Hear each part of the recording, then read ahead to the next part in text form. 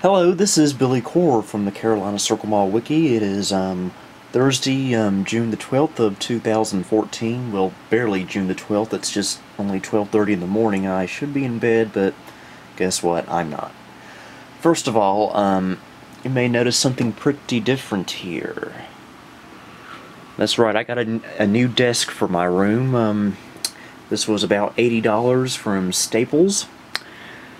It's a really nice L desk. Well, it ought to be a nice desk for what I went through to put this together yesterday. Oh my goodness, I don't want to do this for another 10 years at least. It was that horrible. It took me all day to build it when I thought it would only take me about 3 hours at least. And even following the instructions, I kept having to redo everything because because I would have something on backwards. So, but it's put together now. I got my Latitude E6420 right here with a Model M keyboard hooked up. I usually use the main built-in keyboard there, but if I'm doing some serious typing, I've got the Model M there. And I got an external monitor here set up for it right there in the corner of the desk. And on the other end of the desk we have the good old Packard Bell Legend 822 CDT. Now on to the main part of this video. About 2 or 3 weeks ago, I purchased another Packard Bell from a friend of mine. It's been over a year since I've added another Packard Bell to my collection, and I was glad to add another one the other week. And this is a very interesting Packard Bell in that, what you see, in early 1996, Packard Bell introduced a new line of computers called the Platinum series. You may be familiar with those, like the Platinum 2240 down there. Of course, that's a later model from '97. But yeah, they had the Platinums and then the Platinum Pros, and that was pretty much the premium line of computers for Packard Bell. And the first Platinum Packard Bell ever built was the Packard Bell Platinum 1, and that just happens to be the Packard Bell I got the other week. And we'll mosey the camera on over here, and here it is, the first Platinum Packard Bell, the Packard Bell Platinum 1. This was manufactured in April of 1996. I think the product line was started in January of '96, so here's the spec sticker. We got a 1.2 gigabyte hard drive, which was not in there when I got it. I had to put a 1 gigabyte Western Digital drive in there, so no system credentials. A 133 megahertz Pentium processor, which was the fastest Pentium consumer, at least, that you could get in the early part of 1996. 28K modem and 16 megabytes of RAM. And it's designed for Windows 95. I sounded like Bob Dylan crossed with a really bad Disney character. I guess Goofy.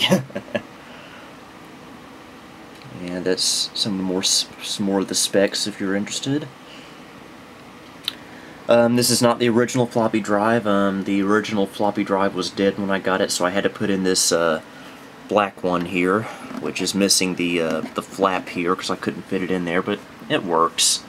And the original quad-speed CD-ROM drive, manufactured by NEC. Okay, we'll pause the video for a second here, and we will flip the computer around and take a look at the back side. Alright, we are now at the back of the computer. Here's the Sacramento sticker that's typical on Packard Bells of this era. And here's the other sticker. This was According to this little code here, it was manufactured April the 9th of 1996. That was a good time for me. Good time. And there's the good old Packard Bell sound modem card up there at the top. And the motherboard, it's actually a PB600 motherboard. Same motherboard that's in the Legend 822 CDT and the Legend 1510 Supreme. So, obviously I'm very fond of this motherboard.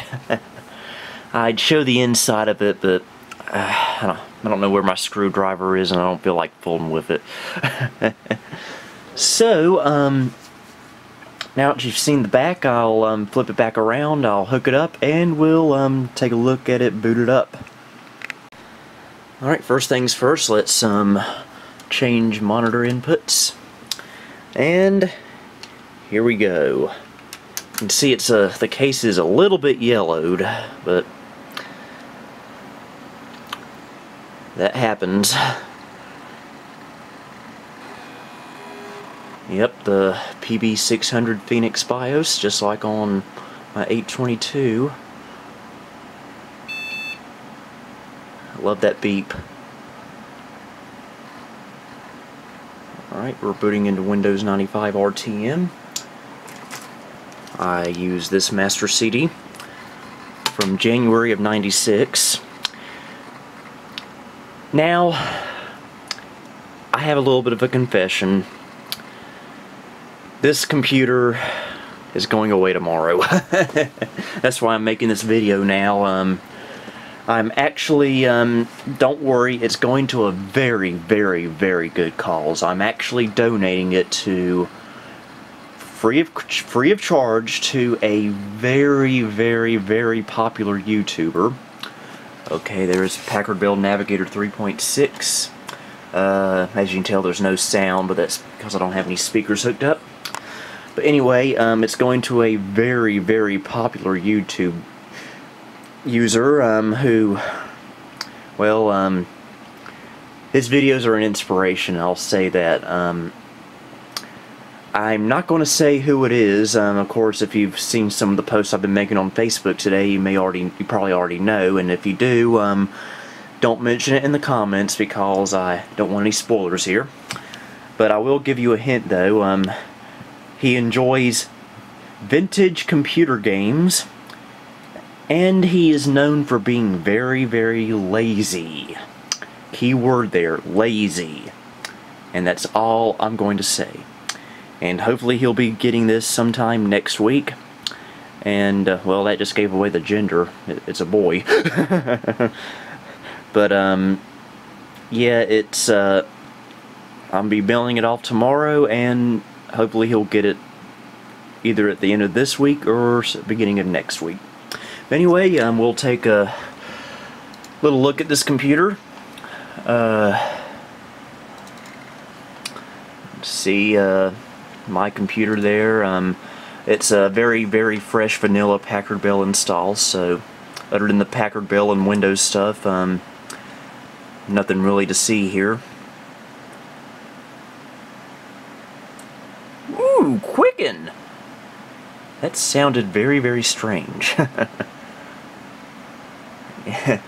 Alright, let's take a look at the system properties. I'm going to move the camera over to the 822 so you don't see the name of the person I'm sending this to. Because, again, I want it to be a surprise. Alright, here we are in Device Manager. Cirrus Logic 54293034 video card. Pretty typical for this era of Packard Bell. I don't know why I showed that. Classic communications port IRQ conflict that plagued Packard Bells back in the day. The only one I've seen that doesn't have this problem is, for whatever reason, the 822 here. It's never had that problem, but then again, even when a Packard Bell does have that problem, it doesn't mean anything. And the Packard Bell sound card, I do a Canyon test, but unfortunately, as you know, I am without speakers at the moment. So, yeah, it's pretty standard fare. Now, a lot of people, when they think of platinum Packard Bells, they usually assume that they came with a totally different software package than what you see on something like this. Usually you would think of these coming with Navigator 3.9 and totally different software. Well, since this is the first platinum Packard Bell, the early '96 Platinums actually use the same software package as the A22 here, so which I actually kind of prefer, if you ask me. It's more nostalgic for me. And as Lazy Game Reviewer once said, my nostalgia is better than your logic. So yeah, it's a great little machine. It was fun to play with for a few weeks, but now it's off to a home where it can get used a lot more because, well, as much as I like it, it ain't going to get used nearly as much as the 822 here or the 1510. Believe it or not, I'm really trying to cut back on my computer collecting, so yeah, I gotta make sacrifices somehow. But fortunately, a lot of times that means my precious computer's going to really awesome people. So, I will, shut it back down, and we will call it a night. So, this is Billy Core signing off on June the 12th of 2014. Good night, everybody.